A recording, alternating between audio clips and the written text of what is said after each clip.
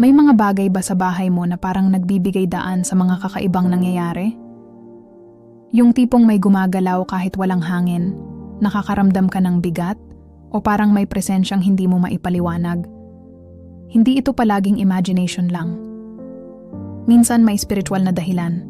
Hindi mo kailangang matakot o maghanap agad ng exorcism. Baka hindi mo kailangan ng panibagong dasal ng takot. Baka kailangan mo lang ng house cleansing. Hindi ito superstition. Ito ay biblical principle.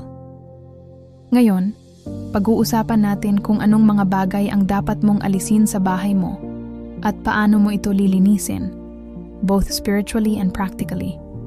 Manatili ka hanggang dulo dahil sabay tayong mananalangin ng cleansing prayer para sa iyong bahay at pamilya.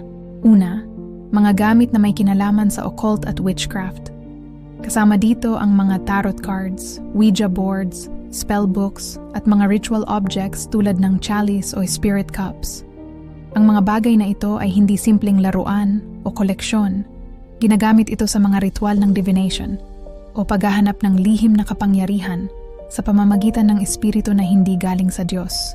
Kapag hinayaan mo yan sa bahay mo, parang nagbukas ka ng spiritual wifi sa mundo ng demonyo. At sa sandaling may koneksyon, may legal right na silang pumasok. Kahit hindi mo naman sila inaanyayahan, dahil may access point, pwedeng magkaroon ng kaguluhan, bangungot, o oppression sa bahay mo.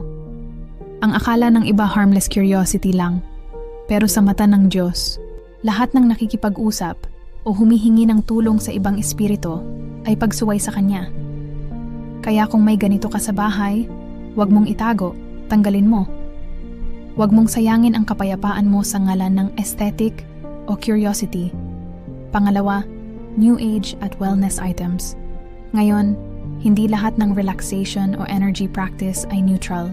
May mga bagay na ginagamit sa New Age spirituality na mukhang harmless, mga crystals for energy, dream catchers, sage smudging, o chant-based meditation. Pero ang problema, karamihan sa mga ito ay may pinanggalingang espiritualidad na hindi kay Kristo nakabatay. Halimbawa, ang paggamit ng crystals para mag-heal o mag-attract ng good energy ay isa ng anyo ng pagsandig sa ibang source of power bukod kay Jesus. At alam natin sa Biblia, walang ibang source of light kundi siya lamang. Marami ang naloloko dahil sa salitang positive energy, pero hindi lahat ng liwanag ay galing sa Diyos.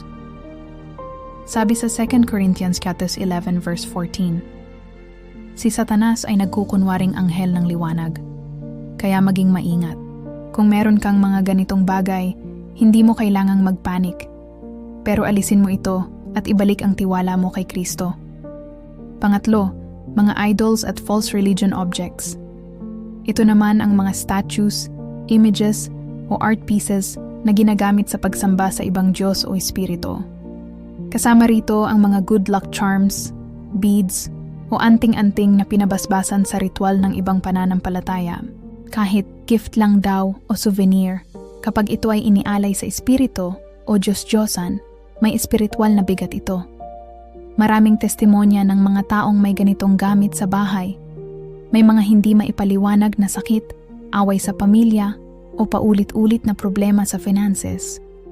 Hindi nila alam, may attachment pala na pumapasok sa pamamagitan ng mga bagay na yon. Kasi tandaan mo, ang mga demonyo pwedeng dumikit sa mga bagay. Hindi dahil sa material, kundi dahil sa espiritual na koneksyon.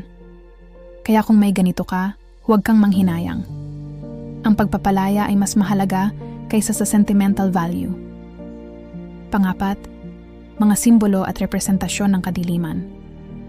Ito yung mga voodoo dolls, serpent or dragon symbols, spirit guide figurines, o kahit anong object na nagre-represent ng pakikipagkaibigan sa dilim. Ang liwanag at dilim ay hindi pwedeng magsama. Kahit artistic lang ang dating, kung ito ay may okultong pinagmulan, may impluwensya pa rin. Minsan nagtatago ang kalaban sa art o kultura. Pero kung ang simbolo ay sumasagisag sa rebellion, pride, o spiritual power na hiwalay kay Kristo, tanggalin. Hindi mo kailangang matakot, pero dapat maging mapagpasya. Mas mabuting walang dark symbol sa bahay mo kaysa magbukas ito ng pinto sa espiritual na kaguluhan. Panglima, mga entertainment at media na nagdadala ng kasamaan. Ito naman ang modern portal ng kadiliman, ang digital space. Marami ang nanonood ng witchcraft series, horror, porn, or occult content at iniisip na entertainment lang. Pero kung ano ang pinapasok mo sa mata at tenga mo, iyon din ang pumapasok sa espiritu mo. Ang mga pelikula, kanta, o app na nag-glorify ng kasamaan ay hindi inosente. Habang pinapanood mo, nagbubukas ka ng pinto ng takot, karumihan, at kalungkutan. Kaya kung gusto mong maranasan ang kapayapaan ng Diyos, linisin mo rin ang digital space mo. Burahin ang mga file, kanta, o content na hindi nagbibigay kaluwalhatian sa Kanya. Bakit nga ba ito mahalaga? Sa Biblia, may mga bagay na ginamit ng Diyos bilang daluyan ng Kanyang kapangyarihan. Ang tungkod ni Aaron, tubig ng Jordan, o panyo ni Pablo. Hindi dahil may kapangyarihan yung bagay, kundi dahil inalayan ito ng Diyos. Pero si Satanas ay copycat. Gumagamit din siya ng mga bagay na inalay sa kanya para maging daluyan ng impluensya. Kaya mahalagang linisin hindi lang ang puso, kundi pati ang paligid. Mga hakbang sa Biblical House Cleansing number 1. Magsisi. Lumapit kay Jesus at humingi ng tawad. Sabihin mo, Lord, patawarin mo ako sa mga bagay na nagbigay daan sa kaaway, sa mga bagay na iningatan ko, kahit alam kong hindi mo kalugod-lugod. Hugasan mo ako sa dugo ni Jesus.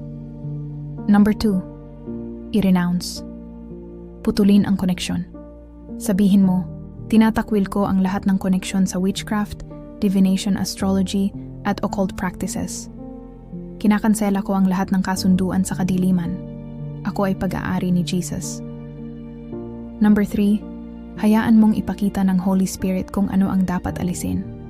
Manalangin habang naglilinis. Minsan ipapakita niya bigla. Isang larawan, libro, o gamit na matagal mo nang hindi pinapansin. Kapag ipinakita niya, sundin mo agad. Number 4, sirain at alisin. Huwag mo lang itago, sirain mo. Gaya sa Acts 19 verse 19, sinunog ng mga mananampalataya ang kanilang mga libro ng mahika bilang tanda ng tunay na pagbabago. Kung hindi pwedeng sunugin, itapon sa sealed trash. Sa panahon ni Moses, giniling niya ang gintong guya. Ganon din dapat natin gawin. Putulin ang koneksyon. Number 5, utusan ang espiritu na umalis. Sabihin mo ng may kapangyarihan, sa pangalan ni Jesus, iniuutos ko sa lahat ng masasamang espiritu na nakakabit sa mga bagay na ito. Lumayas kayo ngayon. Wala kayong karapatan sa bahay na ito. Ang mga demonyo ay sumusunod hindi sa lakas ng boses mo, kundi sa kapangyarihan ng pangalan ni Jesus. Number 6, i-dedicate muli ang iyong tahanan sa Diyos. Sabihin mo, Banal na Espiritu, punuin mo ang bahay kong ito ng iyong presensya at kapayapaan. Inaalay ko ito sa iyo, Panginoong Jesus. Ang bahay na ito ay iyo, ngayon at magpakailanman. Panalangin ng paglilinis ng tahanan. Panginoong Jesus, lumalapit ako sa iyo ngayon. Patawarin mo ako kung may mga bagay sa bahay ko na hindi kalugod-lugod sa iyo. Tinatakwil ko ang lahat ng ugnayan sa dilim, sa witchcraft, sa okulto, at sa anumang kasunduan ng kasamaan. Binabali ko ang lahat ng sumpa at winawaksi ko ang bawat demonyong nakakabit sa mga bagay na ito. Sa pangalan ni Jesus, iniuutos ko sa lahat ng masasamang espiritu, lumayas kayo ngayon. Ang bahay na ito ay pag-aari ni Jesus. Banal na Espiritu, pumasok ka sa bawat kwarto, sa bawat sulok, sa bawat puso ng mga nakatira rito. Punuin mo ito ng iyong kapayapaan, presensya, at kapangyarihan. Dinideklara ko, ang tahanang ito ay banal na lupa. Ito ay pag-aari ni Jesus, ngayon at magpakailanman. Sa pangalan ni Jesus, Amen. Kung nanalangin ka kasama ko, i-comment mo sa ibaba. Ang bahay ko ay para sa Diyos. At huwag mong kalimutan i-like ang video na ito. Dahil bawat like at share mo, mas maraming taong makakarinig ng mensaheng magpapalaya sa kanila. Ipagdasal din natin ang isa't isa sa comment section. Pagpalain ka ng Diyos, at naway ang presensya niya ang manirahan sa bahay mo araw at gabi.